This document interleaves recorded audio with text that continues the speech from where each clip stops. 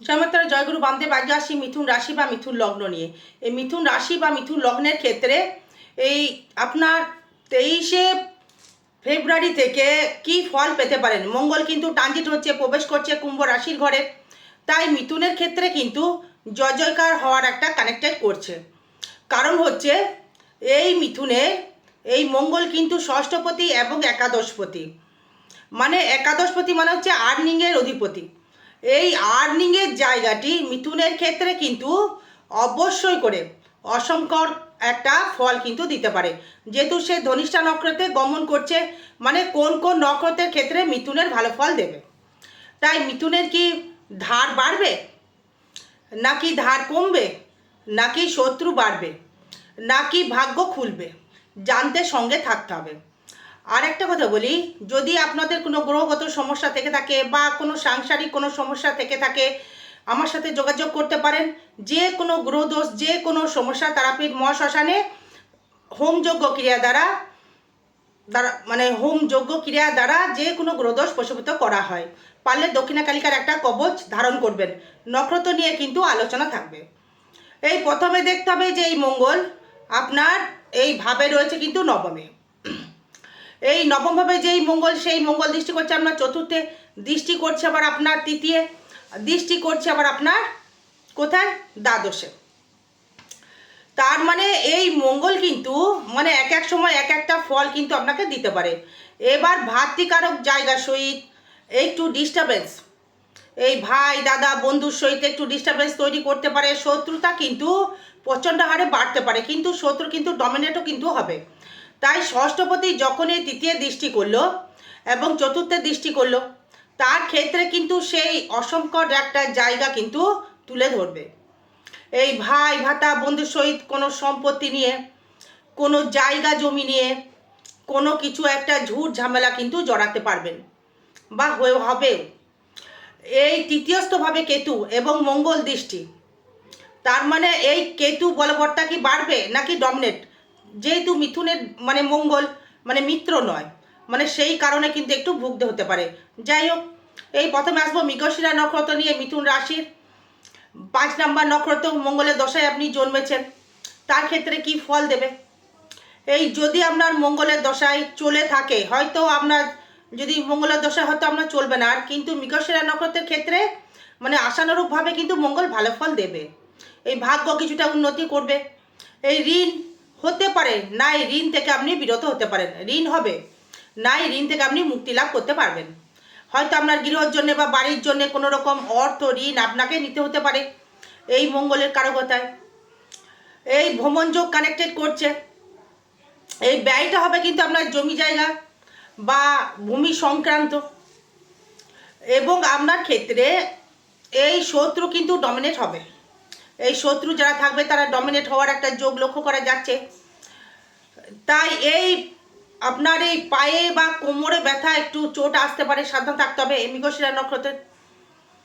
এবং দেখুন, এই রবি কিন্তু আপনার তৃতীয়পতি হয়ে নবমে গেল এবং বুধ চতুর্থপতি হয়ে নবমে গেল, মানে শুক্র পঞ্চমপতি হয়ে নবমে গেল, মঙ্গল একাদশপতি হয়ে নবমে গেল।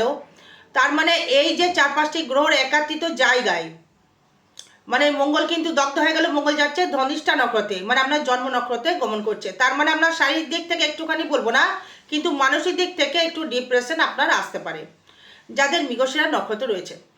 এই কেন মনের দিক থেকে ডিপ্রেশনের যোগ একটা বলছি, কারণ হচ্ছে আপনার এই যে আত্মকারক যে মন, এই চন্দ্র যে মৃগশিরা মানে 5 নম্বর অধিপতি মঙ্গল, তার মানে মঙ্গল ওখানে গিয়ে দগ্ধ হয়ে গেল, মঙ্গলের পাওয়ারটা কমে গেল। কিন্তু যেহেতু রাহু যুক্ত হয়ে গেল, মাথা প্রচণ্ড হারে গরম হয়ে যাবে। মানে কারুর সহিত এক একটা সমস্যা বৃদ্ধি করতে পারে। এবং লোনের জায়গা থেকে লোনটা মানে হয় মুক্ত হবে, নাই আপনার নতুন করে লোন তৈরি হবে। এই ঋণ থেকে সাবধান থাকবেন। আচ্ছা, এবার এই বিদ্যাস্থান থেকে ডেভেলপমেন্ট করার একটা সুযোগ পাওয়া যাচ্ছে। যারা পড়াশোনা যারা করছো, যথাসম্ভব বলবো পায়ের চোটের দিক থেকে একটু কিন্তু সম্ভব মানে সাবধান থাকতে হবে। পায়ে চোট বা কোমরে চোট এদিক থেকে কিন্তু সাবধান থাকতে হবে। কেন থাকবেন, মানে অর্থ হয়তো আপনাকে দেবে, হ্যাঁ, কিন্তু কোনো কিছু বিষয়ে হয়তো ধার আপনাকে করতে হবে। মৃগশিরা নক্ষত্রে বলছে কিন্তু আদ্রা পুনর্বসু কিন্তু এখনো আসেনি।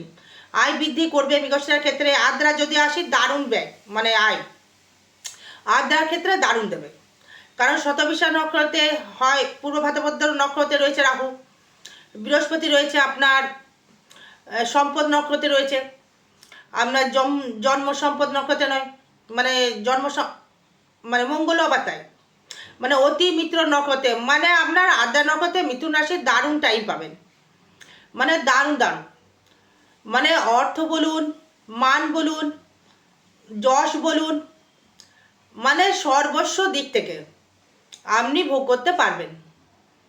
কেন দেখুন, এই মঙ্গল থাকছে কিন্তু আপনার দগ্ধ হয়ে ষষ্ঠপতি একাদশপতি, মানে সে থাকছে আবার কিন্তু আপনার মানে অতি মিত্র নক্ষত্রে, মানে মিত্র অতি মিত্র জানেন, মানে অতি বন্ধুত্ব নক্ষত্রে, মানে ষষ্ঠপতি হয়।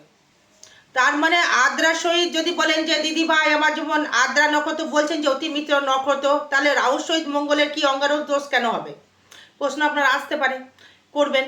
এই রাহু মঙ্গল দুটোই কিন্তু এন্ট্রি, এই মঙ্গল অগ্নি, রাহু হাওয়া, এই যখনই সেই দুটোকে যখন প্রেশার করবে তখন সেই দুটোর মধ্যে কিন্তু একটা অ্যাকশন শুরু হবে।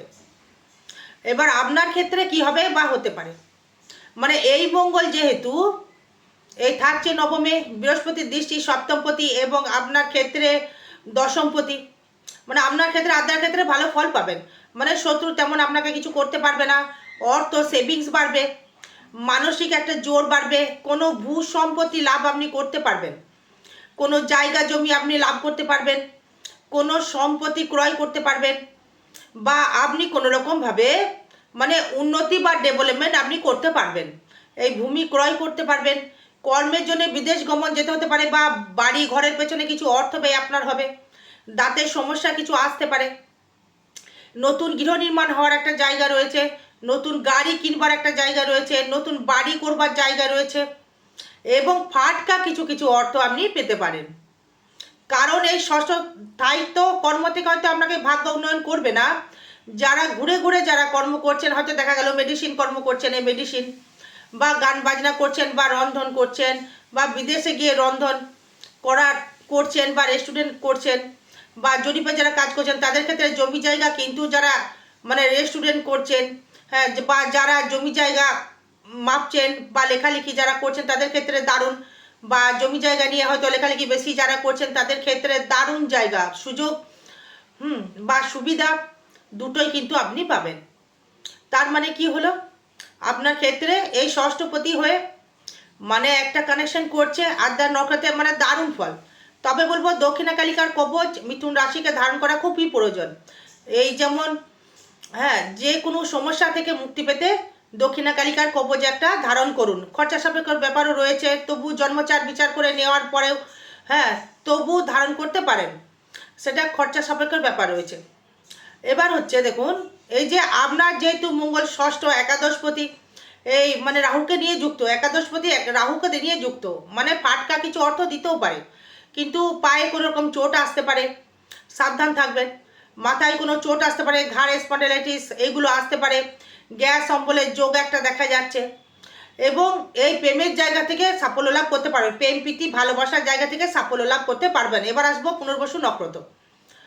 তাই পুনর্বসু নক্ষত্রের ক্ষেত্রে থাকছে ধনিষ্ঠা নক্ষত্রে, তাই না, তার মানে মিত্র নক্ষত্রে গমন করছে, মানে দারুণ ফল পাবে এই পুনর্বসু নক্ষত্র, মানে দারুণ ফল পাবে এই পুনর্বসু নক্ষত্র, দারুণ ফল পাবেন। কি কি বিষয়ে, ভাগ্য উন্নতি, এই ভাগ্যের ডেভেলপমেন্ট, এই ভাগ্যের জন্যে মানে কর্মের জন্যে বিদেশে গমন করতে পারবেন, এই অর্থনৈতিক পরিকাঠামো বৃদ্ধি হবে, এই শত্রু ডমিনেট হয়ে যাবে, মানে সুসম্পত্তি ভূ সম্পত্তি লাভ করতে পারবেন, এই নতুন গৃহ নতুন বাড়ি করবার সুযোগ সুবিধা পাবেন, এই মামলা বা মোকদ্দমা থেকে নিষ্পত্তি করতে পারবেন, এই ফাটকা ইনকাম, প্রেমের জায়গা থেকে ডেভেলপমেন্ট রয়েছে, অর্থনৈতিক পরিকাঠামো উন্নতি হবে, এই মনোযোগ বৃদ্ধি হবে, এই ঘাড়ে বা পিঠে ব্যথা বা বেদনা হতে পারে, ব্যবসা ক্ষেত্রে ডেভেলপমেন্ট রয়েছে, এই ভাগ্যের জায়গায় উন্নতি রয়েছে, হুটহাট করে অর্থ লাভ, হুটহাট করে ফাটকা লাভ, হুটহাট করে কিন্তু আবার এই কোনো গুরু কিন্তু হানি আবার হতেও পারে, কোনো গুরু হানি হতে পারে, মানে আত্মীয় স্বজন কেউ হানি হতে পারে। এবং এই যে আপনার যে কানেক্টেড করছে সেটা হচ্ছে আপনার এই তৃতীয় পঞ্চম একাদশটাকে। পুনর্বসু নক্ষত্রের ক্ষেত্রে মঙ্গল অতি মিত্র নক্ষত্র নয়, মিত্র নক্ষত্রে গমন করছে। মিত্র মানে বন্ধু নক্ষত্রে গমন করছে এবং স্থানটা রয়েছে নবম, মানে ষষ্ঠপতি হয়ে, মানে একাদশপতি হয়ে। মানে ঋণ আপনার পরিশোধ হবে, ঋণ পরিশোধ হবে, মানে সেভিংসও বাড়বে। মুখের ভাষা একটু সংযত করতে হবে, ভাই ভাতার সহিত একটু সমস্যা আসতে পারে, জমি জায়গা মামলা মোকদ্দমা নিয়ে আসতে পারে, সেটা আপনি জয়লাভও করতে পারবেন। কোনো ভূ সম্পত্তি ক্রয় করবার একটা জায়গা রয়েছে আপনার। এবং এই যে আপনার এই যেটা থাকবে সেটা হচ্ছে আয়টা বৃদ্ধি করবে। এই নতুন করে বন্ধু বান্ধব সহিত একটু মিত্রতা, যদি কাউকে দায়িত্ব নিয়ে ফেলেন, আপনি হয়তো দায়িত্ব নিচ্ছেন, তাহলে কিন্তু আপনি ফেঁসে যাবেন। কাউরের কিন্তু কোনো দায়িত্ব আপনি নেবেন না। বন্ধু বান্ধব হয়তো কোনো টাকা ঋণ করেছে, সাপোজ হয়তো টাকা ঋণ করেছে, আপনাকে হয়তো জিম্মা হয়তো দিল যে তুই আমায় দিবি টাকাটা, আমি ব্যবস্থা করে দিবি, মানে সেটা কিন্তু খবরদার করবেন না, তাহলে কিন্তু আপনি ফেঁসে যাবেন। প্রচুর পরিশ্রম করতে হবে, তবে মিথুনের ক্ষেত্রে ডেভেলপমেন্টটা বেশি রয়েছে 2026-এ। আর আবার বলছি, যদি আপনাদের কোনো সমস্যা থেকে থাকে আমার সাথে যোগাযোগ করবেন। পারলে দক্ষিণা কালিকার কবচ অবশ্যই ধারণ করবেন। আরও বিষয় জানতে গেলে যোগাযোগ করবেন। জয় মাতারা, জয় গুরু বামদেব। ভালো থাকবেন, সুস্থ থাকবেন। জয় মা।